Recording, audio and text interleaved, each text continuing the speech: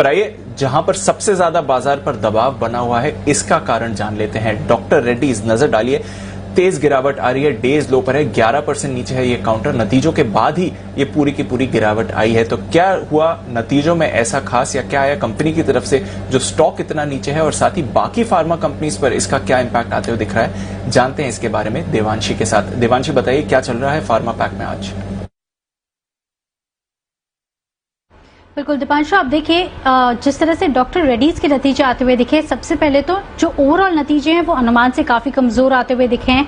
इस बार हमने देखा है कि इनका जो कामकाजी मुनाफा और मार्जिन्स हैं वो काफी लो हैं जो अनुमान किया था उससे, और मेनली जो सहारा मिलता हुआ दिखा है कंपनी को वो भारतीय कारोबार से मिलता हुआ दिखा है। साथ ही हमने देखा जो कोविड से रिलेटेड मेडिसिन है वहां पे बिक्री अच्छी हुई है और इसी के चलते इस बार थोड़ा सा सहारा मिला है। नॉर्थ अमेरिका यानी कि यूएस की जो बिक्री है वहीं पे सबसे ज्यादा प्रेशर आता हुआ दिखा है। इस बार कंपनी ने कहा था कि 6 नए प्रोडक्ट्स कंपनी ने लॉन्च किए, इसके बावजूद एकदम सपाट ग्रोथ इस बार आती हुई दिखी है, 1% तक की ग्रोथ है। लेकिन मैं आपको बता दूं कि जो यूएस में प्राइसिंग प्रेशर है इसको लेकर ऑलरेडी चिंता बाजार में बनती हुई दिखी थी। नतीजों से पहले सब यही मान के चल रहे थे कि जो यूएस की प्राइसिंग प्रेशर है इसके चलते इस बार कंपनीज पर प्रेशर आ सकता है। केवल जो घरेलू कंपनी जो घरेलू बिक्री है उसी से सहारा इस बार मिलता हुआ दिखेगा। लेकिन जिस तरह से प्राइसिंग प्रेशर अब यूएस मार्केट में डॉक्टर रेड्डीज में देखने मिल रहा है, इसी के चलते जहां पे भी ज्यादा एक्सपोजर है स्पेशली जेनरिक्स कारोबार में, ये जो सेगमेंट है वहां पे सबसे ज्यादा प्रेशर आता हुआ दिख रहा है क्योंकि कंपटीशन काफी बढ़ती हुई दिख रही है और इसी के चलते अब काफी ज्यादा दबाव आता हुआ दिखा है। इसके चलते हमने देखा है कि इस बार ओवरऑल भी बिक्री कम होती हुई दिखी है कोविड के चलते। अब देखिए कुछ और कंपनीज जहां पे यूएस में उनका बड़ा एक्सपोजर है स्पेशली जेनरिक सेगमेंट में, वहां पे अगर मिड कैप कंपनीज की बात करें तो एलेम्बिक ने भी अभी फिलहाल अपने नतीजे घोषित किए थे कल ही। वहां पे भी हमने देखा कि यूएस के चलते ही इतने खराब नतीजे आते हुए दिखे थे कंपनी के। इसके साथ ही आप देखिए डॉक्टर रेड्डीज के अलावा ऑरबिंदो फार्मा है जहां पे सबसे ज्यादा इंपैक्ट होता हुआ दिखेगा। ग्लेनमार्क फार्मा यहाँ पे भी इंपैक्ट ज्यादा है क्योंकि जेनरिक एपीआई कंपनी बनाती है। टोरेंट फार्मा है, सनोफी है, ये सब कंपनीज है जहां पे हम देखते हैं कि थोड़ा सा प्रेशर ज्यादा है। हर कोई ये बात कर रहा है कि सन फार्मा पर प्रेशर इतना ज्यादा नहीं आ रहा है, वो इसलिए क्योंकि ये ब्रांडेड जेनरिक सेगमेंट में ज्यादा है, हाई मार्जिन बिजनेस होता है और इसी के चलते जो सन फार्मा है, लुपिन है, वहां पे थोड़ा सा कम प्रेशर आता हुआ दिख रहा है। लेकिन बाकी जो कंपनीज हैं जो प्योर प्ले जेनरिक हैं वहां पे अब ज्यादा प्रेशर आता हुआ दिखेगा और सब यही अनुमान करके चल रहे हैं कि अब जो यूएस से सेल्स आती हुई दिखेगी या यूएस सेगमेंट की जो बिक्री है उसमें काफी ज्यादा गिरावट इस सेगमेंट इस तिमाही में आती हुई दिखेगी और इसी के चलते आपको डाउनफॉल ऑलरेडी आता हुआ दिख रहा है सारी कंपनीज में। अच्छा, तो देवांशी आप ये कह रहे हैं कि ये प्रॉब्लम जो है खाली डॉक्टर रेड्डीज की नहीं है और इनके नतीजों की नहीं है, ये प्रॉब्लम पूरे इंडियन फार्मा कंपनीज की है जो जेनरिक दवाएं बनाकर अमेरिका में एक्सपोर्ट करते हैं उन सब के लिए। बिल्कुल सर, ज्यादातर जो भारतीय कंपनीज हैं जो फार्मा कंपनीज हैं वो यूएस में जेनरिक बिजनेस करती हैं और वहीं पे उनकी सबसे ज्यादा बिक्री होती है और इसी के चलते आप देखिए प्राइसिंग प्रेशर अब आता हुआ दिखा है तो सारी कंपनीज पर इम्पैक्ट होता हुआ दिखेगा। तो इतना प्राइसिंग प्रेशर अचानक से आ गया कि डॉक्टर रेड्डीज 10-12-15% गिर जाए, एकदम से रिजल्ट खराब हो जाए, ये क्या एकदम थोड़ी हुआ होगा? ये पहले से पता होगा ना, मतलब अचानक आज ऐसे क्या हो गया? सर अनुमान ऑलरेडी था, लेकिन जो अनुमान ऑलरेडी जो लोअर साइड पे था उससे भी अब ज्यादा प्राइसिंग प्रेशर इस बार नतीजों में आता हुआ दिख रहा है।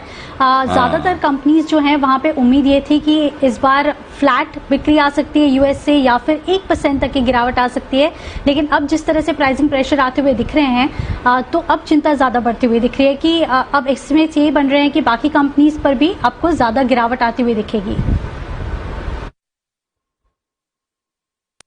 बात तो ठीक है। अच्छा, तो अब ये जो एलेम्बिक फार्मा और डॉक्टर रेड्डीज के नतीजों में जो कुछ हुआ, बाकी फार्मा कंपनियां जो अमेरिका में जेनरिक दवाओं का कारोबार कर रही, सबके रिजल्ट फिर ऐसे ढीले ही रहेंगे इस बार? बिल्कुल सर, जहां पे भी ज्यादा एक्सपोजर है इस बार जो सहारा मिलता हुआ दिखेगा फार्मा कंपनीज को वो डोमेस्टिक बिजनेस से होगा या फिर कोविड की जो मेडिसिन बिकती हुई दिखे जैसे कि फेविपिरावीर था, साथ ही हमने देखा कि जो कुछ वैक्सीनेशन थे जो बिक्री होती हुई दिखी है, रेमडेसिविर है, वहीं से सहारा मिलता हुआ दिख रहा है। यूएस से कोई सहारा इस बार मिलता हुआ नहीं दिखेगा और यूएस की जितनी भी कंपनीज में एक्सपोजर है वहां पे जो बिक्री है, मार्जिन है, वो इस बार कम आते हुए दिखेंगे और इम्पोर्टेंट ये रहेगा हर किसी के कॉन कॉल में कि कौन से क्वार्टर तक वो यहाँ पे सुधार देखने की उम्मीद कर रहे हैं।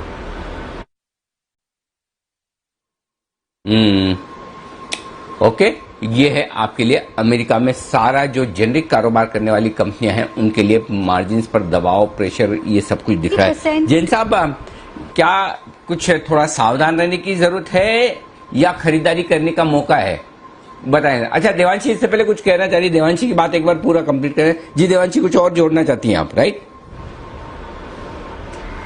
सर, मैं ये कह रही थी कि ज्यादातर जो कंपनीज हैं वहां पे 30 to 35% उनके जो रेवेन्यूज हैं, वहां पे जो एक्सपोजर है वो जेनरिक कारोबार से आता है। जैसे कि मैं कह रही थी, सन फार्मा है, टेवा है, वहां पे थोड़े से ब्रांडेड जेनरिक हैं जिनका हाई मार्जिन होता है। तो इसी के चलते ये कुछ ऐसी कंपनीज हैं जहां पे बहुत ज्यादा आपको प्रेशर देखने ना मिले, लेकिन एलेम्बिक जैसी कंपनीज है जहां पे बहुत ज्यादा प्रेशर आता हुआ दिखा है, जो प्योर जेनरिक कंपनीज हैं। ओके, तो ये है आपके लिए अमेरिका में पूरा का पूरा कारोबार करने वाली, जेनरिक दवाओं का कारोबार वाली कंपनियों पर मुश्किल समय। जैन साहब, कैसे देखते हैं आप, और क्या कोई इस तेज गिरावट में खरीदने का मौका या इंतजार करें? इंतजार तो करना चाहिए। देखिए, ये न्यूज है, नेगेटिव न्यूज है, और मैं जो शुरुआत में कह रहा था जब मार्केट की कमेंट्री की बात हो रही थी, तो मार्केट पनिश जबरदस्त कर रहा है। जहां पे भी रिजल्ट्स के इश्यूज आ रहे हैं, तो आज एलेम्बिक फार्मा और डॉक्टर रेड्डी दोनों अच्छे खासे एक्सीडेंट्स है। तो ऐसे एक्सीडेंट्स आते तो थोड़ा वेट ही करना चाहिए और एक बार स्टेबल होने दें।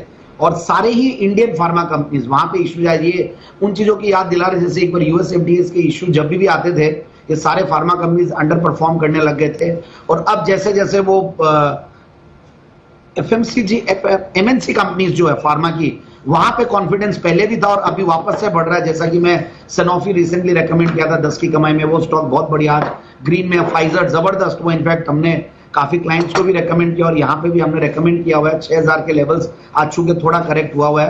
ग्लैक्सो, वहां पे रिजल्ट्स ठीक थे, सो मार्केट्स ने उनको पनिश नहीं किया। So MNC pharma can be the key, और वहां पे फंडामेंटल्स और वहां पे वैल्यूएशंस अभी भी बहुत ज्यादा महंगे नहीं है फाइजर जैसे। और इनफैक्ट सनोफी तो बहुत ही जबरदस्त कंसोलिडेटेड है, so I am very very bullish on Sanofi. तो मेरे हिसाब से बिल्कुल इन स्टॉक्स पे ध्यान दें, बाकी वेट एंड वॉच वाली स्ट्रेटेजी रखनी चाहिए।